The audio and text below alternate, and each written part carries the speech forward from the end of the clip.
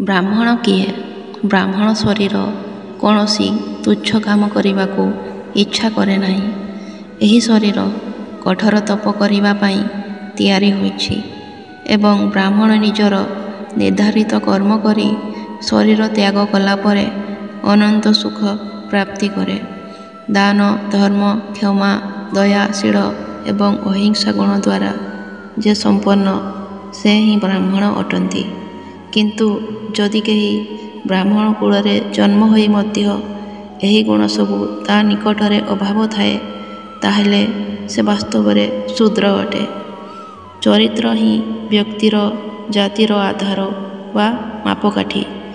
ଉତ୍ତମ ଚରିତ୍ର ବାଲା ବ୍ୟକ୍ତି ହିଁ ବ୍ରାହ୍ମଣ ଅଟେ। ସେ ଯେଉଁ କୁଳରେ ହେଉ ପଛେ, ବ୍ରାହ୍ମଣ ତାକୁ କୁହାଯାଏ। ଯିଏ ବ୍ରାହ୍ମଣ ଜାତି ଓ କୁଳରେ ଜନ୍ମ ନେଇ ବ୍ରାହ୍ମଣଙ୍କର ଷଡ଼କର୍ମ ବେଦ ପଢ଼ିବା, ପଢ଼ାଇବା, ଯଜ୍ଞ କରିବା, କରାଇବା, ଦାନ ଦେବା ନେବା କରେ, ନିତ୍ୟ ଧ୍ୟାନ କରେ ଏବଂ ବେଦ ଦ୍ୱାରା ଯାହାର ବୁଦ୍ଧି ପରିଷ୍କୃତ ହୋଇଥାଏ। ବେଦ ଅର୍ଥ ବ୍ରହ୍ମା ଅଟେ। ତେଣୁ ବ୍ରାହ୍ମଣ ବ୍ରହ୍ମଜ୍ଞାନୀ ହେବା ଆବଶ୍ୟକ। ବ୍ରାହ୍ମଣର ଡାହାଣ ପାଦରେ ତୀର୍ଥ ରହିଛି, ମୁଖରେ ବେଦ ରହିଛି, ସବୁ ଅଙ୍ଗରେ ଦେବତାମାନେ ବାସ କରନ୍ତି। ବ୍ରାହ୍ମଣ ପୂଜା କରିବା ଦ୍ୱାରା ହିଁ ଭଗବାନ ପୂଜିତ ହୋଇଥାନ୍ତି।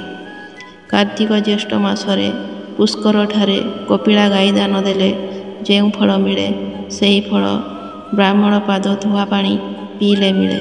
ମୁଁ ବ୍ରହ୍ମା ଅଟେ, ସର୍ବପୂଜ୍ୟ ଅଟେ ଏବଂ ବ୍ରହ୍ମା ହିଁ ବ୍ରାହ୍ମଣ ଅଟେ।